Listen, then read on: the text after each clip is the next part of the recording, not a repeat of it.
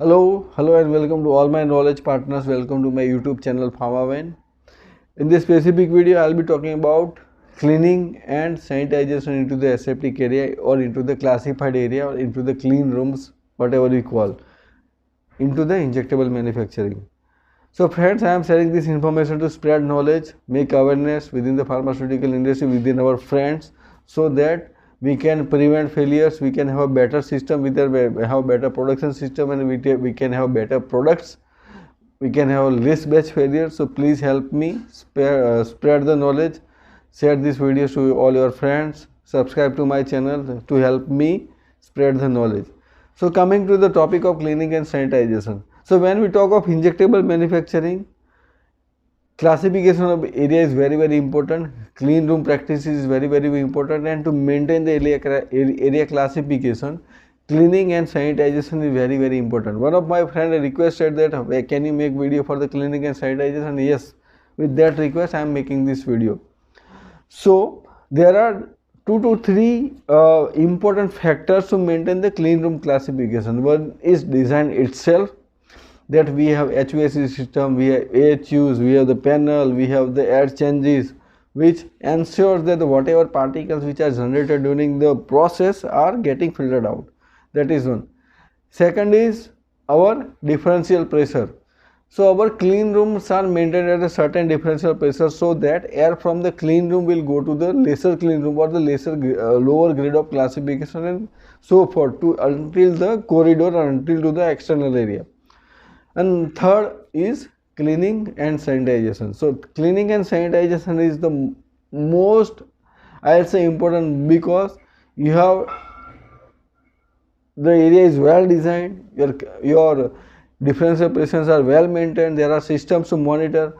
But what if your cleaning and sanitization practices fail? If your cleaning and sanitization practices fail, then in spite of having a best engineering system, you can lead to the microbial contamination within your area, which is not desirable for our products. So how to ensure proper cleaning and sanitization? The first is properly defined procedures. So there are a lot of instances that the cleaning procedure itself is not properly defined. So let's talk on that topic. What is the proper cleaning procedure? If you are cleaning your clean room, which is, we know it's partitions, cold rolled, cold annealed partitions, which are easy to clean, which are easy to maintain. But if it is not maintained, not cleaned properly, it can lead to the contamination. So your cleaning procedure should be very thorough, how we are going to clean. So in procedure, we have to define what cleaning solution has to be used. We are almost all the industries or all the pharma companies using triple bucket system for the cleaning and sanitization. So cleaning procedure, how to clean. So when we say how to clean, it should, if we have to clean a room, it should start from the top, your ceiling. It's a simple logic. It's not about any science or any rocket science or any extraordinary efforts.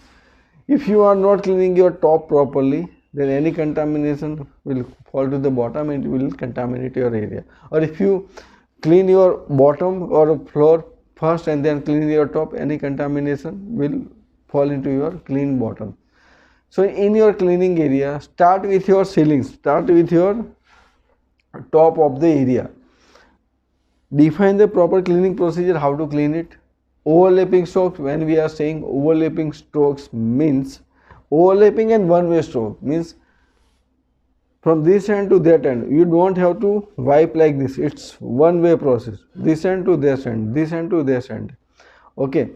And overlapping means certain of your, if you have a, for example, 1 feet wide mop, if you are wiping with that 1 feet wide mop, then at least 1 or 2 inch of your this mop in the next stroke should be overlapping to your previous wiping, so that there will be no gaps and it will properly clean the surface. So start with ceiling. Once you are done with the ceiling, then you go for the walls, cleaning of walls. Same process with the defined cleaning solution. Single stroke from top to bottom, No wiping like this, it's single stroke, bring it down, take a next stroke, bring it down, and it should be overlapping. So 1 or 2 inch of your previous stroke should be overlapped by the next stroke, so that it will ensure the cleaning of entire of your walls. So now once you have done with the ceiling, once you are done with your walls, now comes your bottom surface or the floor, where you are actually walking in, and which is the practically the most contaminated or assumed to be most contaminated area in your clean room. Once you are done with your top and bottom, apply same process of cleaning with your bottom or the floor. Put overlapping strokes and such that you don't have to step on the clean part once you have done the clean part, and that way you clean all of your room.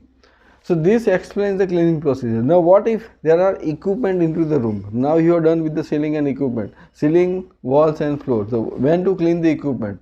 Practically you should first clean the internal surface of equipment, close it, do the area wall or ceiling, done it, then walls. If once it is completed, then you clean the external surface of equipment. So first step is to clean the internal surface of equipment, including in the same sequence that ceiling, wall and the workstation of the equipment, then your area, ceiling, wall, and then you clean the external surface of your equipment, and then you clean the floor or work area or the bottom of your area or the floor of your area. So this way you ensure that it is properly cleaned.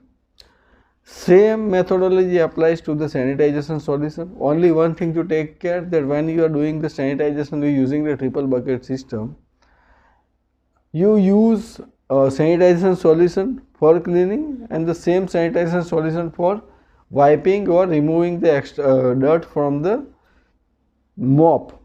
Reason: if you are using water as a cleaning mechanism for the mop, then it will dilute the sanitization solution. It will not be the same concentration which is required for the microbial kill, or the same concentration which is validated and cannot or may have issues with your microbial contamination.